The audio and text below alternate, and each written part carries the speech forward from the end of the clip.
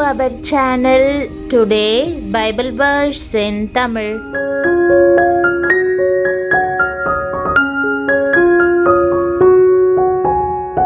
இன்றைய வசனம் சங்கீதம் 92 10 மற்றும் 11. கிறிஸ்துவுக்குள் பிரியமானவர்களே, நம்முடைய ஆண்டவரும் இரட்சகருமான இயேசு கிறிஸ்துவின் வல்லமையுள்ள நாமத்தில் உங்களை வாழ்த்துகிறேன். தேவனுடைய வாக்குதத்தம் உங்களுக்கு ஜீவனை தரும். தேவனுடைய அபிஷேகத்தின் புது எண்ணெய் உங்கள் மீது ஊற்றப்படுகிறது. உங்களை உயர்த்துவதாக அவர் வாக்கு பண்ணுகிறார்.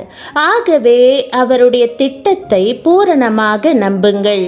விரைவில் நீங்கள் உயர்த்தப்படுவீர்கள். என் கொம்பை காண்டாமிருகத்தின் கொம்பை போல உயர்த்துவீர். புது எண்ணெயால் அபிஷேகம் பண்ணப்படுகிறேன். என் சத்துருக்களுக்கு நேரிடுவதை என் கண் காணும் என்ற வாக்குதத்த வசனத்தை இன்று நாம் தியானிப்போம். இன்றைக்கு புது எண்ணெயால் நீங்கள் அபிஷேகம் பண்ணப்படுவீர்கள். நீங்கள் உயர்த்தப்படுவதற்கான நேரம் சமீபித்திருக்கிறது.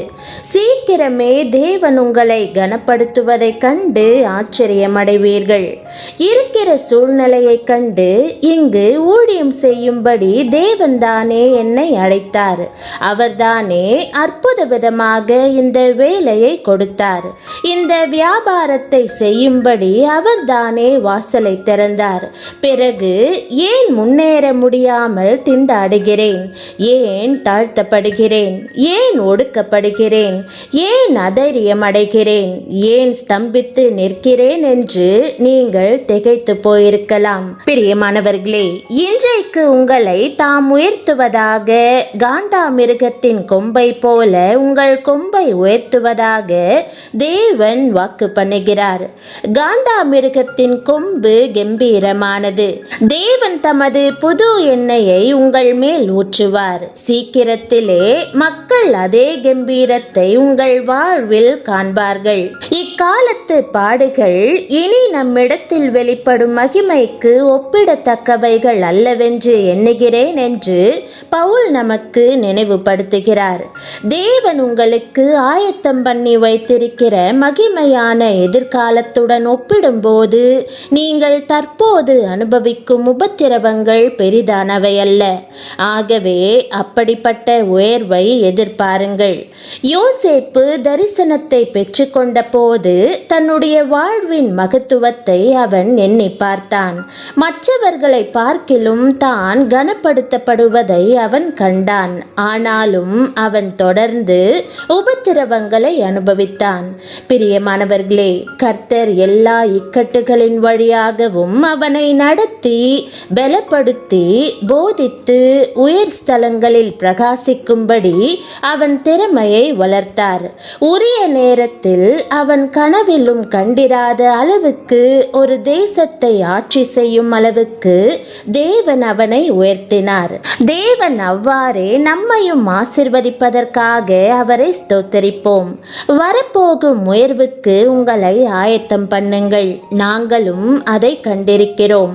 தேவனுடைய தரிசனத்திற்காக அல்லது அவரது ஆசீர்வாதங்களை பெறுவதற்கு நீங்கள் படும் பாடுகள் ஒருபோதும் வீண் போகாது.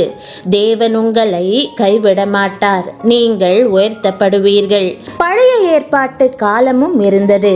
இயேசு பூமிக்கு வந்து வாழ்ந்த புதிய ஏற்பாட்டு காலமும் இருந்தது. நாம் வாழுகிற இந்த கடைசி காலமோ அபிஷேகத்தின் காலம். மாம்சமான யாவர் மேலும் கர்த்தர் தம்முடைய ஆவியை ஊற்றுகிற நேரம். புது எண்ணெயால் நான் அபிஷேகம் பண்ணப்படுகிறேன் என்று தாவீது சொல்லுகிறார். ஒவ்வொரு நாளும் புதிய கிருபை, புதிய வல்லமை, புதிய பலன், புதிய அபிஷேகம். என்றைக்கோ பெற்ற அபிஷேகத்தை வைத்துக்கொண்டு நீங்கள் ஓடிக்கொண்டிருக்க முடியாது. உங்களுக்கு புதிய அபிஷேகம் தேவை. கர்த்தர் கர்த்தர் ஒவ்வொரு நாளும் உங்களுக்கு புது அபிஷேகத்தை கொடுத்து உன்னத பலத்தினால் நிரப்ப பிரியப்படுகிறார். ஒரு புதிய நாளுக்குள் செல்லுவதற்கு முன்பு கர்த்தருடைய வல்லமையோடும் பலத்தோடும் அபிஷேகத்தோடும் செல்லுவீர்களாக. அப்படி செய்தால் எத்தனை சத்துருக்கள் உங்களுக்கு விரோதமாய் எழும்பினாலும் நீங்கள் பயப்பட வேண்டிய அவசியமில்லை. தாவீது ராஜா இந்த புதிய எண்ணெயை குறித்து தன் அனுபவத்திலிருந்து சொல்லுகிறார். என் சத்துருக்களுக்கு முன்பாக நீர் எனக்கு ஒரு பந்தியை ஆயத்தப்படுத்தி என் தலையை எண்ணெயால் அபிஷேகம் பண்ணுகிறீர். என் பாத்திரம் நிரம்பி வழிகிறது. ஏன் இந்த புது எண்ணெய் அபிஷேகம் உங்களுக்கு அவசியம்? வாழ்க்கை பயணத்திலே குற்றுயிராய் கிடைக்கிற அநேக நண்பர்களை நீங்கள் சந்திக்க வேண்டும். உங்களுக்குள் இருக்கிற அபிஷேகம் அவர்களுடைய காயங்களை ஆற்றக்கூடியது, ஆறுதலையும் தேறுதலையும் கொண்டு வரக்கூடியது. நல்ல சமாரியன் தன் பிரயாணத்திற்கான ஆயத்தங்களை செய்த போது கூடவே எண்ணெயையும் திராட்சரசத்தையும் கொண்டு போனார். ஆகவேதான் எரிகோவுக்கு செல்லும் வழியிலே குற்றுயிராய் கிடந்த மனுஷனை கண்டபோது அவனுடைய காயங்களில் திராட்சரசத்தையும் எண்ணெயையும் வார்க்க முடிந்தது. திராட்சரசம் கிறிஸ்துவின் இரத்தத்துக்கும் எண்ணெய் பரிசுத்த ஆவியானவருக்கும் நிழலாட்டமாய் இருக்கின்றன. அவையே அந்த மனுஷனுக்கு ஆரோக்கியத்தை திரும்ப கொண்டு வருவதா இருந்தது. இன்றைக்கும் உலகத்திலே குற்றுயிராய் கிடக்கிற மக்கள் ஏராளம். சத்துருவால் தாக்கப்பட்டு விடுதலை இல்லாமல் தவிக்கிறவர்கள் ஏராளம். அவர்கள் உங்களை ஆவலோடு எதிர்பார்க்கிறார்கள். நீங்கள் அவர்களது காயங்களில் எண்ணெய் வார்த்து காயம் கட்ட வேண்டும். பலரிடம் இந்த எண்ணெய் இல்லாததினாலே குற்றுயிராய் கிடக்கிற மக்களை பார்த்தும் பார்க்காதவர்கள் போல கடந்து போய்விடுகிறார்கள். பிரியமானவர்களே, உங்கள் உள்ளமாகிய துருத்தியில் எப்பொழுதும் அபிஷேக எண்ணெய் இருக்கட்டும், கல்வாரி அன்பும் இருக்கட்டும். ஒவ்வொரு நாள் காலையிலும் அபிஷேகத்தினாலும் வல்லமையினாலும் நிரப்பப்படுவீர்களானால் அன்று நீங்கள் சந்திக்கிற அநேகம் பேருக்கு ஆசீர்வாதமாய் விளங்க முடியும். ஜெபம். அன்பின் ஆண்டவரே, நீர் அருளிய வாக்குதத்தங்கள் என் ஆத்துமாவுக்கு ஜீவனையும் நம்பிக்கையையும் தருகிறதினால் உம்மை ஸ்தோத்தரிக்கிறேன். உம்முடைய புது எண்ணெயை இன்றைக்கு என் மேல் ஊற்றும்.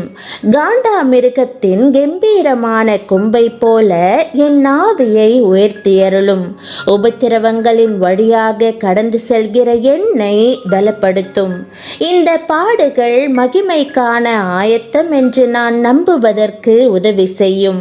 என்னுடைய தத்தளிப்பின் மத்தியில், தோல்வியின் மத்தியில் நீர் எனக்காக கிரியை செய்து கொண்டிருக்கிறீர் என்பதையும், கனமும் சந்தோஷமும் நிறைந்த எதிர்காலத்தை நோக்கி என்னை நடத்துகிறீர் என்றும் நான் நினைவு கூறும்படி செய்யும். இக்கட்டுகளின் மேலாக யோசேப்பை நீர் உயர்த்தியது போன்றே உமக்கு ஏற்ற நேரத்தில் என்னை மேலே எழுப்புவீர் என்று விசுவாசிக்கிறேன். ஒருபோதும் என்னை கைவிடாத உம்முடைய கிருபைக்காக உம்மை ஸ்தோத்தரிக்கிறேன். நீர் தரும் உயர்வென்னும் ஆசீர்வாதத்தை நன்றியுள்ள விசுவாசம் நிறைந்த இருதயத்துடன் பெற்றுக்கொள்கிறேன்.